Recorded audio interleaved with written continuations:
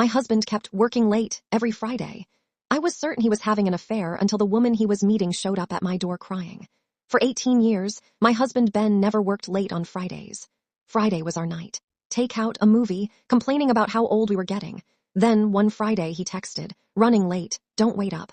The same thing happened the next week. Then the next, by the 6th Friday, I had stopped believing it was work. He became protective of his phone, started wearing nicer clothes, even bought a new cologne.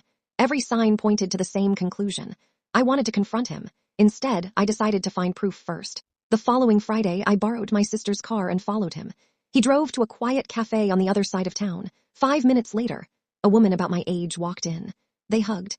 My heart sank. I watched them laugh together for almost 2 hours.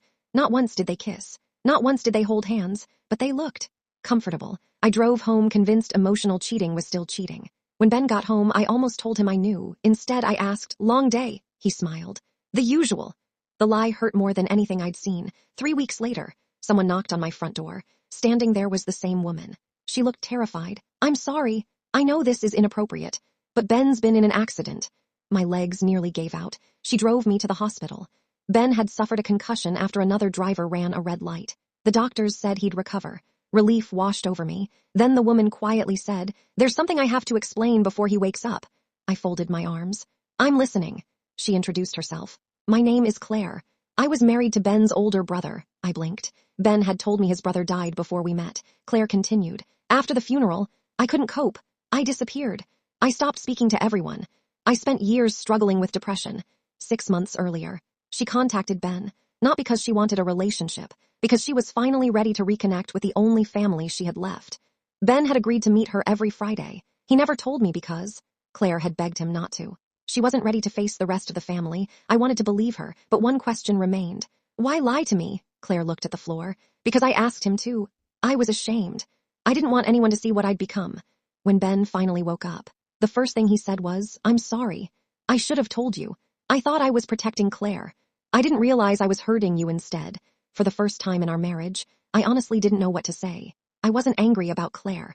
I was hurt that Ben had carried something so important alone. Over the next few months, Claire slowly rejoined the family. She met our children, visited holidays, even started laughing again. One afternoon, she handed me an envelope. Inside was a letter. "If Ben had told you the truth on day one, I would have run away again. You unknowingly gave me enough time to become brave. I'm sorry for the pain my fear caused your marriage." I cried reading it. Looking back, Ben made the wrong decision. Keeping secrets always has consequences, but not every secret hides betrayal. Sometimes, it hides someone else's broken heart. Our marriage survived, not because trust was never broken, but because we chose to rebuild it together. Now, every Friday, the three of us meet for dinner. Sometimes we laugh about how convinced I was that Ben had a secret girlfriend. He always replies, "I did. She just happened to be family." If your spouse kept a life-changing secret to protect someone else, would you consider it a betrayal or an act of compassion? Comment below what you think.